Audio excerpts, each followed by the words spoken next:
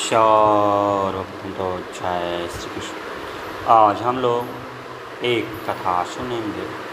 कथा बड़ी ही धार्मिक मार्मिक तथा आध्यात्मिक है। इस कथा को बड़ी ही ध्यान से आप सुने, क्योंकि किसी भी कथा को ध्यान से सुनने पर ही कथा समझ में आता है तथा कथा का आनंद भी आता है।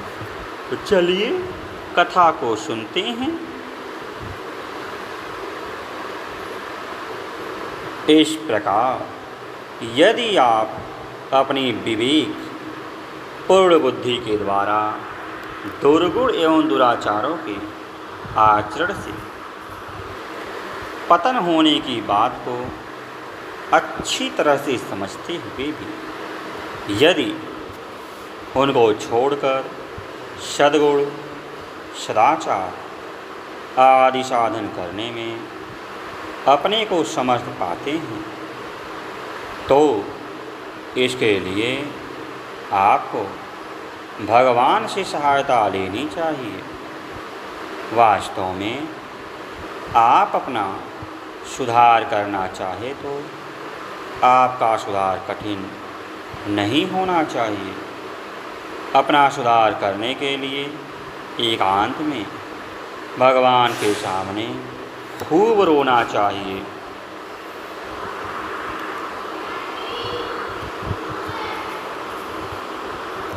एवं उनके सामने करुणा भाव से गदगद होकर प्रार्थना करनी चाहिए। यदि भगवान के सामने हमारा करुण भाव एवं गदगद वाणी नहीं होती है, तो हमको समझ लेना चाहिए कि हमें अपने पतन के लिए दुख नहीं है।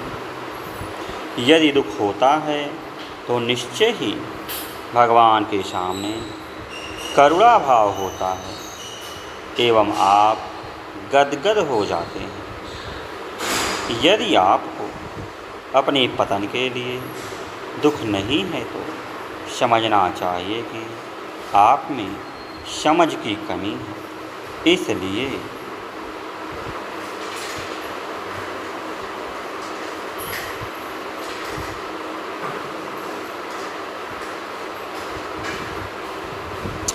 समझ की कमी को हटाकर समझ बढ़ाने के लिए भगवान से स्तुति प्रार्थना करनी चाहिए और यह भी दृढ़ विश्वास कर लेना चाहिए कि भगवान बड़े दयालु हैं। यदि आप ऐसा कहें कि दुर्गुण एवं दुराचार का त्याग करना एवं सद्गुण सदाचार का धारण करना तो बड़ा कठिन है, एवं इसके विपरीत दुर्गुण दुराचारों को स्वीकार करना एवं सद्गुण सदाचारों का त्याग करना बड़ी सरल सुगम चीज़ है।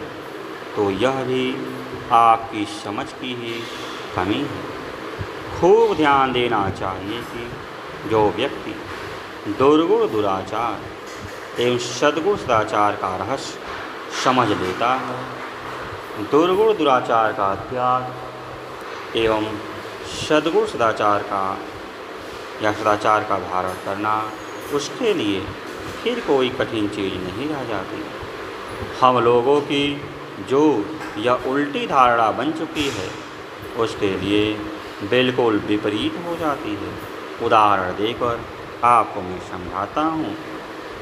एक भाई चोरी, व्यभिचारी, कसाई का काम यानी हिंसा एवं मिथ्या भाषण आचरण करता है, और एक दूसरे भाई के यहाँ नियम है कि हिंसा नहीं करनी चाहिए, चोरी एवं मिथ्याचार नहीं करने चाहिए, वह मिथ्या नहीं बोलना चाहिए। ऐसा उसके अभ्यास है, यानी उसके यह बात ठीक समझ में आती है कि ये दुर्गुण दुराचार पतन करने वाली चीज़ है, इनका किसी प्रकार भी आचरण नहीं करना चाहिए। उस दृढ़ निश्चयी भाई को आप यदि कहें कि तुम सत्य का आचरण, अस्तेय, अहिंसा एवं ब्रह्मचर्य, इन चारों को छोड़ दो।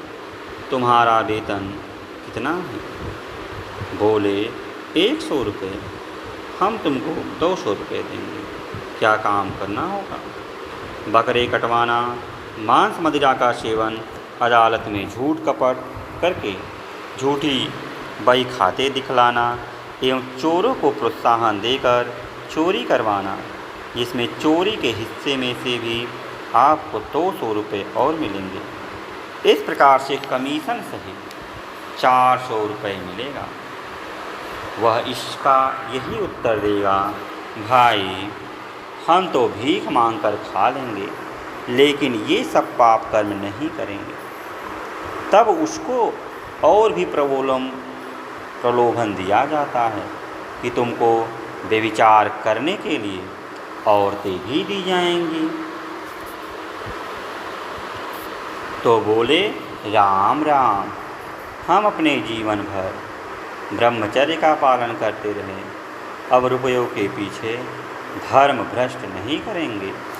आप चाहें हमको मार ही डालें, लेकिन हम तो यह सब काम कभी भी नहीं करेंगे। इसके विपरीत एक दूसरा भाई, वह झूठ कपट, हिंसा, व्यभिचार आदि सभी दोषों से युक्त है। यदि उसको कहा जाता कि तुम अमुक काम को छोड़कर हमारा यह चोरी छल कपट युक्त व्यवसाय करो, तुमको 200 रुपये मिलता है, हम 150 रुपये महीने देंगे, तो वह तो तैयार ही है।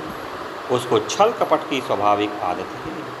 उसको क्या इस प्रकार के बुरे कामों को करने में किसी प्रकार की भी आपत्ति हो सकती है? लेकिन जो झूठ कपट, चोरी, व्यभिचार को बुरा समझता है, वह इन सब कामों को किसी प्रकार भी नहीं कर सकता। इसलिए जिसने इस बात को अच्छी प्रकार से समझकर निश्चय कर लिया कि झूठ, चोरी, हिंसा, मिथ्या भाषण आदि सभी दोष हैं, इनको पतन की चीज़ समझकर जिसने इसका त्याग कर रखा, वह किसी प्रकार भी इनको ग्रहण नहीं कर सकता। उसको तो इनके ग्रहण करने में बड़ी भारी कठिनता मालूम पड़ेगी।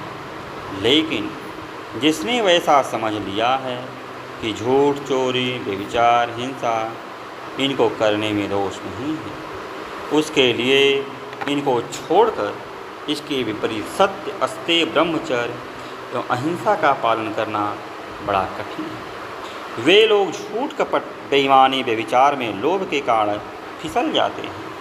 उन लोगों ने सत्य, अस्तेय, ब्रह्मचर्य आदि के तत्व को वस्तुतः समझा ही नहीं।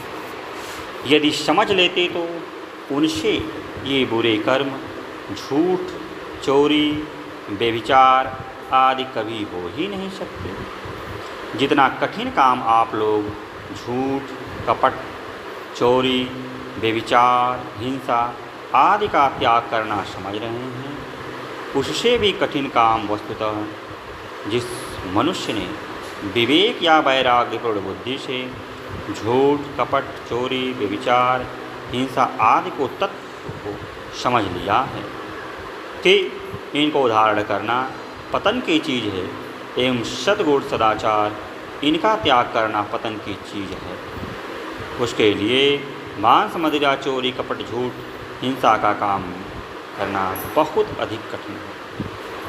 आप तो इन दोषों को समझ नहीं सकने के कारण त्याग करना भी कठिन मान बैठते हैं। लेकिन जिसने वस्तुतः इनकी बुराइयों को अच्छी प्रकार से समझ लिया, वह तो उनको किसी प्रकार के प्रलोभन के प्राप्त होने पर भी धारण कर ही नहीं सकता। इसलिए आप दुर्गुण, दुराचार का त्याग नहीं करते, तो यही मानना पड़ेगा कि अभी आपकी समझ की कमी है। आपने सद्गुण, सदाचार के मर्म रहस्य को ठीक तरह से समझा ही नहीं। समझते तो आप इसका कभी त्याग कर ही नहीं सकते थे एवं दुर्गुणों का कभी ग्रहण ही नहीं कर सकते थे। सद्गुण, सदाचार व धर्म का पालन करते हुए एवं ईश्वर की भक्ति करते एक बात ध्यान में रखनी चाहिए कि आपके जो शत्रु हैं वे धर्म व ईश्वर भक्ति की ओट में वास करते हैं। यदि आपको अपने शत्रुओं को खोजना हो तो इनकी ओट में खोजना चाहिए, वहीं पर इनका अड्डा है। खोजने पर आपके ये शत्रु वहाँ पर मिलेंगे। कौन कौन से आपके शत्रु हैं? पाप, आलस्य, प्रमाद, आराम, भोग एवं दम, पाखंड आदि नास्तिकता और मान बढ़ाए की कामना, ये सब आपके शत्रु हैं। और ये धर्म व ईश्वर भक्ति की ओट में बैठे रहा करते हैं। जिस प्रकार दीपक के नीचे अंधेरा रहा करता है, जिससे दीपक के नीचे की चीज़ें समझ में नहीं आती, उसी प्रकार आपके ये शत्रु चोरी, पाप, प्रमाद, आलस्य सब धर्म व ईश्वर की ओट में बैठे रहते हैं। आज के लिए इतना ही, फिर किसी दिन अन्य वीडियो मिलते हैं। तब तक के लिए जय श्री कृष्ण, जय श्री कृष्ण।